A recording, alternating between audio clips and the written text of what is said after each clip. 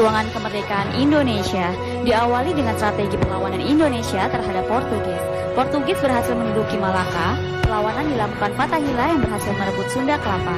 Setelah Portugis, Belanda yang berkuasa dipimpin oleh Cornelis de Houtman membentuk VOC, hingga akhirnya Jepang masuk ke Indonesia dan Belanda menyerah. Jepang berakhir oleh sekutu yang ditandai bom di Hiroshima dan Nagasaki. Kemudian terbentuklah BPUPKI hingga sidang PPKI yang akhirnya terjadi proklamasi kemerdekaan Indonesia. Pancasila. 5 lambang dan makna Pancasila. 1. Bintang. Sebagai sila pertama yang berbunyi ketuhanan yang Maha Esa. 2. Rantai emas. Mewakili sila kedua yang berbunyi kemanusiaan yang adil dan beradab. 3. Pohon beringin. Mewakili sila ketiga yang berbunyi Persatuan Indonesia. 4. Kepala banteng mewakili sila keempat pada Pancasila. 5. Padi dan kapas mewakili sila keadilan sosial bagi seluruh rakyat Indonesia. Siri Rapat C. Persatuan lahir dari hati, terucap dalam lisan, teraktualisasi dalam perbuatan, dan terimplementasi dalam pada ide, pada elo, sifat mua, sifat tokoh. Pada KTP, sifat KTP. Tolong, merah putih negara. Kita adalah satu jiwa, satu rasa. Satu bangsa, satu bahasa. Ale rasa, beta rasa. Esa hilang, dua terhilang. Bersatu kita teguh, bercerai kita utuh, bersatulah Indonesia.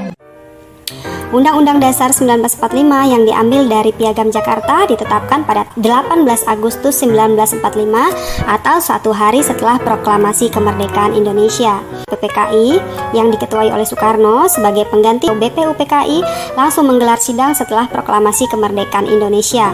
Pengesahan UUD 1945 kembali dikukuhkan oleh Komite Nasional Indonesia Pusat atau KNIP pada 29 Agustus 1945. Semboyan Bhinneka Tunggal Ika.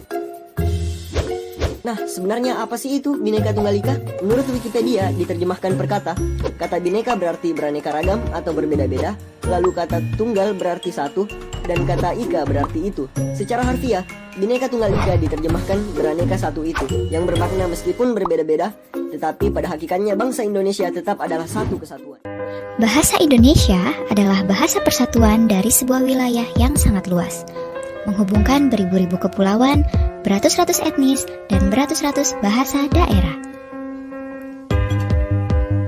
Negeri itu bernama Indonesia, negara keempat dengan penduduk terbanyak setelah Cina, India, dan Amerika Serikat. Saka merah putih pertama kali dijahit oleh Ibu Fatmawati Soekarno. Merah berarti berani dan putih artinya suci. Secara keseluruhan, merah putih berarti berani membela dan mempertahankan kebenaran dan kesucian. Lambang negara. Makna dalam burung Garuda. Kepala menghadap kanan berarti kebaikan dan kebenaran. Perisai yang berarti perjuangan dan perlindungan. Cakar kaki mencengkeram kita berarti persatuan dan kesatuan bangsa.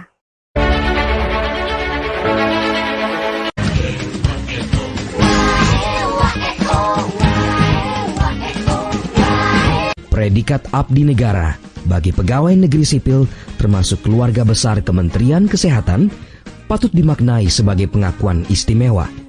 Dengan begitu, harapan membahananya gema nilai integritas, akuntabilitas, transparansi. Indonesia bersatu dalam keragaman, bersinergi dalam harmonisasi Bhinneka Tunggal Ika. Indonesia bukan hanya sekedar nama, ada luka, kenangan, dan cinta di dalamnya. Satu nusa, satu bangsa, satu bahasa Indonesia. Semangat Indonesia, semangat kemanusiaan. Indonesia adalah negeri yang makmur, punya banyak potensi, dan tempat untuk pulang. Indonesia adalah tanah air di mana Tuhan menempatkan saya untuk berkarya. Alam di Indonesiaku sangat mempesona. Sebuah negeri di mana diriku dibesarkan memiliki keanekaragaman berasaskan Pancasila, itulah Indonesia. Indonesia adalah tempat kita bertualang, melakukan perubahan, dan juga tempat kita untuk pulang.